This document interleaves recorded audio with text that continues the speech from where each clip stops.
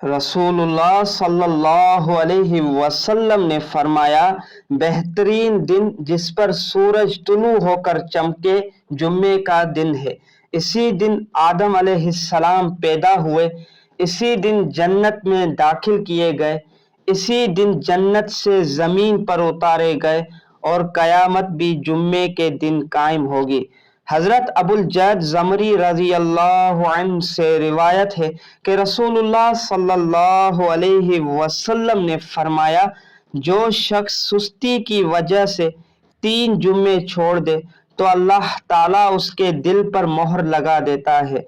हुजूर सल्लल्लाहु अलैहि वसल्लम ने फरमाया, लोग जुम्मा छोड़ने से बाज आ जाए वरना अल्लाह ताला उनके दिलों पर मोहर लगा देगा, फिर वो गाफिल हो जाएंगे।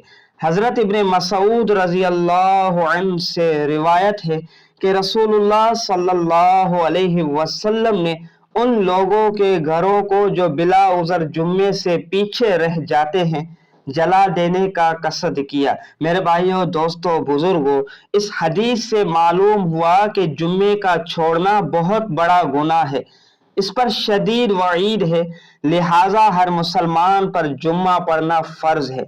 इसमें हरगिज सुस्ती नहीं करनी चाहिए। जब खतीब मिंबर पर चढ़े और अजान हो जाए तो सारे कारोबार हराम हो जाते हैं। अल्लाह पाक से दुआ है, अल्लाह पाक हमें नमाज पढ़ने की तौफीक अता फरमाए। आमीन।